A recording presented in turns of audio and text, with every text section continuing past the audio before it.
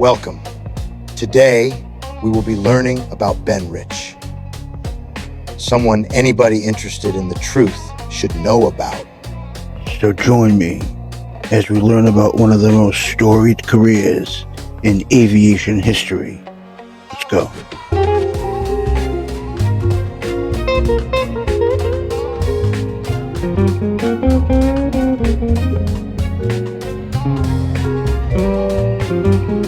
From a circus tent beside a plastics factory in 1943 to some of the most secret test ranges in the Nevada desert, the story of American aviation black budget projects begins at the tail end of World War II with a small, insulated team tasked with building what others thought to be impossible. That team of some of the country's best engineers, physicists, and aviation professionals operating in secret is what would morph into the top secret tactical research and development arm of Lockheed Martin, codenamed Skunk Works. These advanced development programs cultivated a culture built on speed, secrecy, and radical engineering. Its founder, Kelly Johnson, established strict principles, small teams, minimal bureaucracy, direct authority, and total discretion. The mission was simple: leapfrog the known frontier.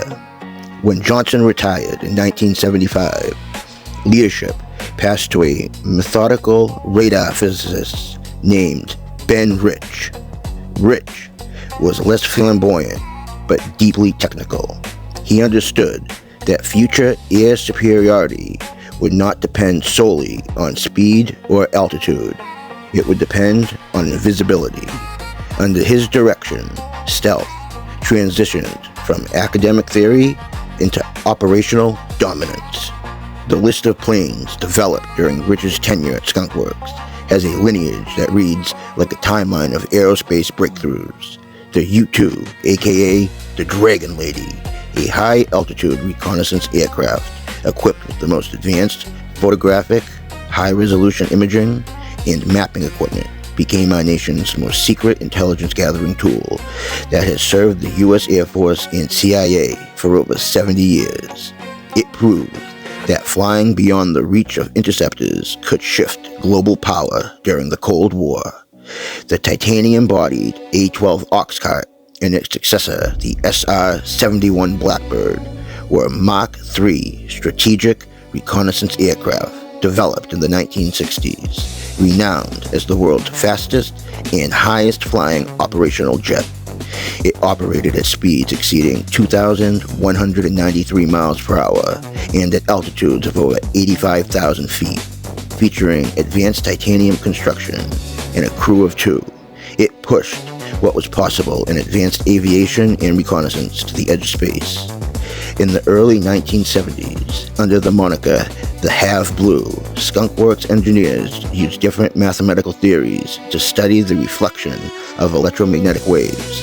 With advanced computing and a newfound understanding in radar absorption, they were able to develop the first fixed-wing aircraft whose external shape was defined by reducing and deflecting radar rather than by traditional aerospace engineering. The aircraft's faceted shape was designed to deflect electromagnetic waves in directions other than that of the originating radar emitter, greatly reducing its radar cross-section. Thus, this unstable prototype was designed not for elegance, but for radar scattering, and it worked. That breakthrough became the F-117 Nighthawk, aka the Stealth Fighter, the world's first operational stealth aircraft. For years, it flew in secret, responsible for many a UFO sighting. When finally revealed, it reshaped modern warfare. Throughout the 1980s, speculation of the advanced crafts being flown in the Nevada desert flourished. Rumors of a hypersonic reconnaissance craft, aka Aurora, circulated when a U.S. defense budget document listed a $455 million allocation for black aircraft production, labeled Aurora. this became public. The Aurora could supposedly reach speeds of Mach 5, 3,836 miles per hour, making it the fastest manned aircraft ever. It could also fly near the edge of space, evading enemy fighter jets and missiles. But it wasn't all hearsay. In 1991, numerous residents in Southern California heard a series of unusual sonic booms, and interestingly, the United States Geological Survey team even picked them up on their sensors. NASA and the Air Force came forward and said that it wasn't their Blackbird, as it was not operating on the day the booms were heard. But afterwards, an expert in aviation science would study the sonic boom data recorded that day at the California Institute of Technology. The data showed this mystery craft was at an altitude of around 990,000 feet and was hitting speeds unheard of at above Mach 5. That's 5 times the speed of sound. To this day, there's been no official statement that these readings were attributed to a hypersonic aircraft. One possibly being tested at Area 51. Ben Rich would later claim that at the time of the Aurora, it was actually code name for the B-2 bomber which was being developed, and that name was leaked to the media. What they were flying in the desert helped stealth philosophy to mature and develop into platforms such as fifth-generation fighters, such as the F-22 Raptor, first flown in 1997, descending from the Lockheed YF-22, the most advanced air superiority fighter, incorporating ground attack, electronic warfare, air dominance with reconnaissance and intelligence gathering capabilities. The F-22 entered service in December of 2005. Later, the F-35 Lightning II descends from the Lockheed Martin X-35, which in 2001 beat Boeing's X-32 to win the Joint Strike Fighter Program contract, developed with different variations in mind. The F-35 is designed to fill different roles with versions developed for the Air Force, Navy, and Marines. In addition to stealth, Lockheed Skunk Works have influenced unmanned systems like the RQ-170 Sentinel since the 1980s. Up until today, Skunk Works experiments continue with projects like the Lockheed Martin X-59 Quest SST, aimed at quieting the sonic boom effect itself. Against this backdrop of documented innovation, Mr. Rich would give talks at various military institutions and universities. With decades at the forefront of aviation technology and the many black budget projects he's been privy to, his word and the quotes attributed to him carry a heavy yet unusual weight. Known for dropping little nuggets of information in regards to what we are really capable of as a country and as human beings. At an event in the early 1990s, in a response regarding classified programs, Mr. Rich quipped, "We have things out in the desert that are 50 years beyond what you can comprehend. I think more like 1,000 years." At a private address given at Wright-Patterson Air Force Base, he remarked, "We have things that would make George Lucas jealous. So if you've seen Star Trek or Star Wars, the technology imagined in those films, we've been there, done that, or after, decided it wasn't worth the effort." One of his more famous speeches, held at UCLA, Rich spoke in depth about his career and the various aircraft developed under his stewardship, from the U-2 spy plane to the SR-71 Blackbird, which made him famous, all the way up to the Nighthawk, even jokingly hinting at the Aurora craft. He spoke of the progress and innovation they achieved. He ended his talk with the quote, "We now have the technology to take ET home." This prompted a few of the engineering students to pursue Mr. Rich after the event, questioning him about this new propulsion system that can take ET home. Rich claimed it wouldn't take the length of time attributed to conventional rockets, that there was an error in some unspecified equations, and that they at Skunk Works had solved them. Later, Jan Harzan asked Rich about this so-called tech that would enable us to travel amongst the stars. And Rich responds rather peculiarly. He asked, "How does ESP work?" To which Harzan fired back, "All points in space and time are connected." He said, "That's how it works," then walked away. With the wave of lost knowledge and conspiracies being proven true in recent years, the sentiment, "all things are connected," makes you really think about his reply, especially the ESP response. With the advent of psionics and the dog whistle being able to summon UFOs on command, not to mention the popularity of CE5 events, one can see a path that things like ESP and human consciousness may play a larger, unspecified role. The historical record proves that many pseudosciences, along with other classified projects, often later be revealed to be correct, years or even decades after they first flew. Sightings of a black triangular aircraft with an exotic propulsion system has been rumored to use advanced technology, often described as an anti-gravity device or magnetic field destructor, to reduce weight. Stories about the fabled TR-3B has spread through UFO communities for decades and is still consistently spotted all over the world, from the Belgian wave to the Phoenix Lights, the Hudson Valley sightings to the Southern Illinois incident, or just hovering above a CE5 event.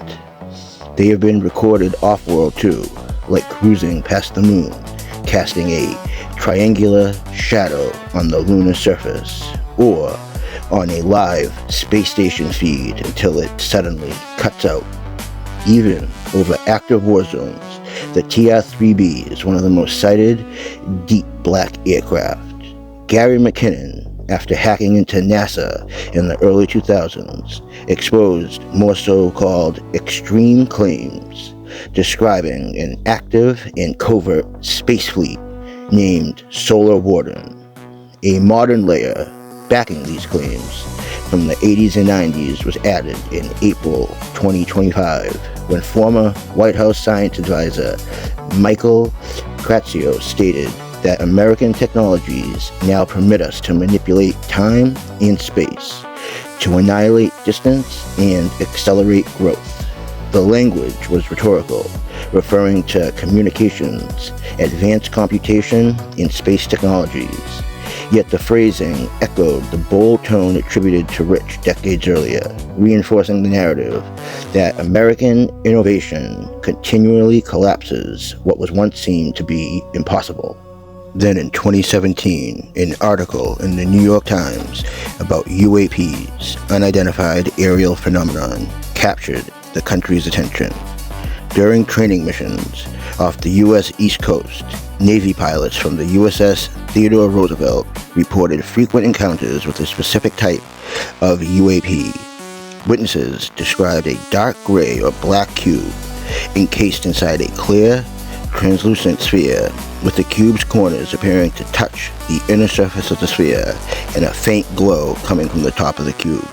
The most prominent public witness, former Navy Lieutenant Ryan Graves, later testified before a House Oversight Subcommittee in 2023 about these incidents. In one near-miss event, two FA-18 Super Hornets, flying in formation roughly 100 feet apart, reported that one of these objects passed directly between them at high speeds. The objects were said to demonstrate unusual performance characteristics, hovering motionless in high winds, accelerating rapidly, or traveling at supersonic speeds without visible engines, exhaust plumes, or aerodynamic control surfaces. While sometimes visible to the naked eye, they were primarily detected after radar upgrades to the APG-79 system were adopted. According to Graves, sightings became frequent, almost routine, during these training operations in restricted airspace. But what were they? Some argue extraterrestrial, others suggest sensor aircrafts, a more extraterrestrial possibility is that they represent advanced U.S. technology being tested in proximity to military training ranges, perhaps a next-generation drone or sensor platform unknown even to operational pilots. Historically, compartmentalization has meant that frontline aviators are not always briefed on deeply classified developmental systems. The cube and sphere configuration, if accurate, could hypothetically serve radar deflection, sensor, or plasma containment research purposes, though no official programs have been confirmed or any such design admitted. This is where the story circles back to Ben Rich. If Skunk Works culture demonstrated anything, it is that revolutionary systems can exist years before public acknowledgement. The F-117 flew long before its reveal. The RQ-170 was largely unknown until geopolitical events exposed it. The existence of classified prototypes operating in restricted airspace is not extraordinary. It is precedent. Does that mean the cube and sphere objects were secret American prototypes? Well, there's no public evidence confirming that, but history makes the hypothesis plausible without invoking extraterrestrials. In the end, Ben Rich's legacy sits at the intersection of engineering reality and the belief this technology shouldn't be kept from the public and should be used for the betterment of society. He demonstrably helped transform stealth into operational doctrine. He led programs that redefined radar physics and air combat. Around him, legends formed, some documented, some unverifiable, some amplified by modern rhetoric about manipulating time and space. Whether the gap between public awareness and classified capability is 5 years, 50 years, or 1,000 years ahead, the pattern remains consistent. What seems impossible today may quietly be flying tomorrow. In somewhere, in a desert hangar or over restricted ocean airspace, the next leap may already exist, unseen, waiting for history to catch up. Thank you for listening to Conspiracy Classroom. Have a good night.